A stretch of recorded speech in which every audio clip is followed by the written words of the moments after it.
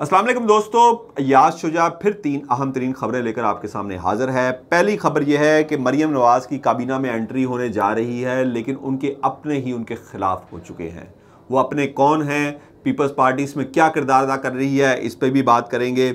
उसके बाद official secret act की खिलाफ वर्जी, जो नया शोशा छोड़ा गया इमरान खान के खिलाफ, इसमें तीन अहम तरीन नई शख्सियात गेम में शामिल हुई हैं। वो कौन हैं और इमरान खान की गिरफ्तारी का लाहौर प्लान जो तैयार किया गया था वो कैसे नाकाम हुआ, ये है वो खबरें जो आज हम आपके सामने रखेंगे।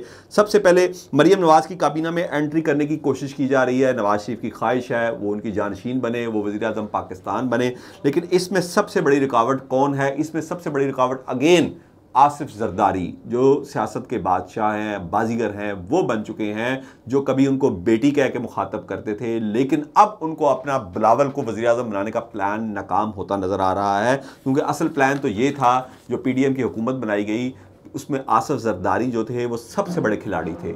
उन्होंने पंजाब में PTI और मुस्लिम लीग नून को आमने सामने खड़ा किया, उन्होंने खुद वजारतें भी लीं, सब कुछ किया, लेकिन अब तक की जितनी भी महंगाई हो रही है, पेट्रोल प्राइसेस बढ़ रही हैं, बिजली की कीमतें बढ़ रही हैं, महंगाई बेलगाम है, डॉलर बेलगाम है, ये तमाम मलबा मुस्लिम लीग नून पे पड़ रहा है।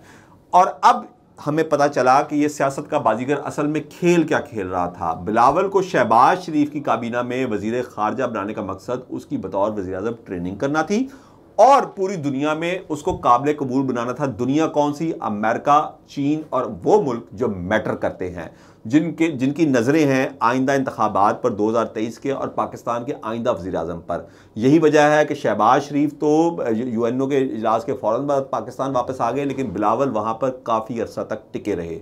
उनकी मुलाकातें भी बहुत अहम शख्सियात से हुई, उन्होंने वहाँ पे इंटरव्यूज़ भी दिया और उन हलकों को इंटरव्यूज़ दिए जहाँ पे उनको अपने आप को काबिल कबूल ठहराना था, और उनकी वहाँ पे पजीराई भी हुई। क्योंकि क्यों ना हो, भुट्टो के वो नवासे हैं, बेनज़ीर के बेटे हैं, और वहाँ पे उनका बहुत बड़ा कद काठ है।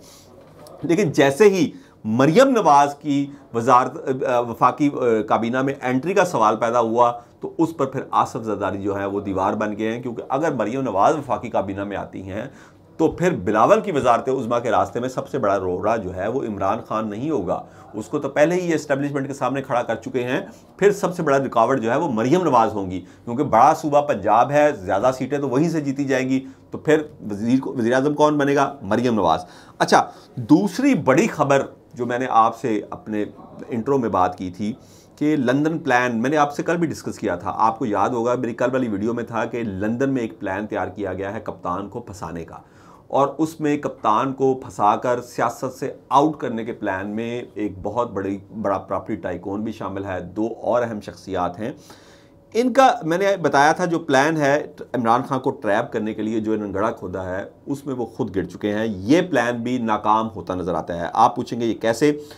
सबसे पहले ताज़ा तरीन अपडेट शेयर करूँगा कि उन्होंने ये प्लान तैयार किया था कि किसी तरीके से इमरान खान को नाअहल किया जाए, लेकिन ये प्लान धरा का धरा रह गया। क्योंकि अब तक गुज़िश्ता 6 माह में इमरान खान के ख़िलाफ़ 21 मुकदमात कायम किए जा चुके हैं, लेकिन उन मुकदमात में से किसी एक में भी इमरान खान जो है वो नाअहल होता नज़र नहीं आ रहा है।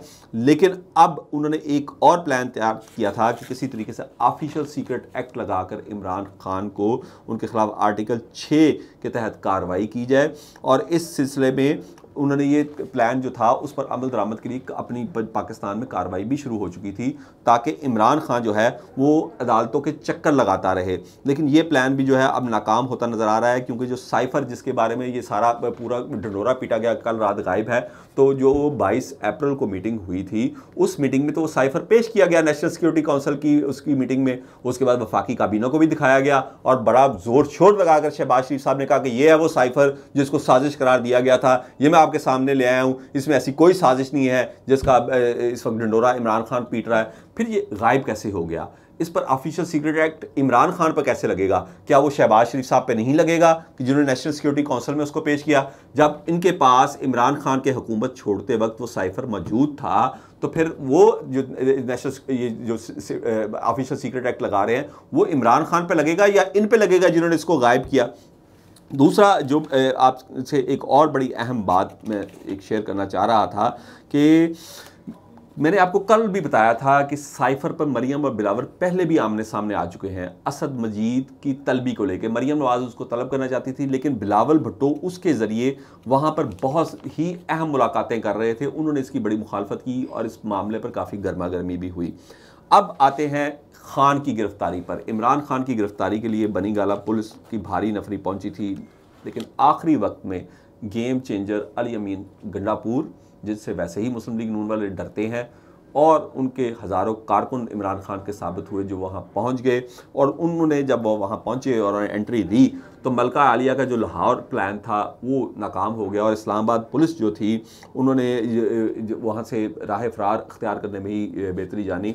और वो तमाम सहाफ़ी जिनमें गरीदा फ़रूकी भी शामिल थी जिन्होंने ये ट्वीट्स किए और ये ट्वीट्स के ज़रिए ये डिसइंफॉर्मेशन फैलाई कि बनी गाला में तो इमरान खान मौजूद ही नहीं है, वो फ़रार हो चुका है, उनको भी मुंह की खानी पड़ी। उनको अपने ट्वीट्स वापस लेने पड़े, डिलीट करने पड़े अपने ट्वीट्स, क्योंकि जैसे ही उन्होंने ये ट्वीट्स किए तो कप्तान की एक तस्वीर जो थी वो जारी की गई जिसमें वो अपने कुत्ते को बिस्किट खिला रहे हैं। तो उसके बाद ये सारे ट्वीट जो है वो डिलीट करने पड़े। तो एक बार फिर जो अकेला कप्तान था वो पीडीएम की तमाम क़यादत पर भारी साबित हुआ है और उसकी अवामी मकबूलियत, उसके कारकुन जो है वो आज एक बार फिर उसकी गिरफ्तारी की राह में सबसे बड़ी रुकावट साबित हुए। इसके साथ साथ मैंने आपको ये भी बताया कि लाहौर प्लान कैसे नाकाम हुआ। आइंदा भी आपके खिदमत में ख़बरें पेश करते रहेंगे जो जो हमें अपने ज़राए से मिली। अपना ख्याल रखिएगा। अल्लाह हाफ़िज़।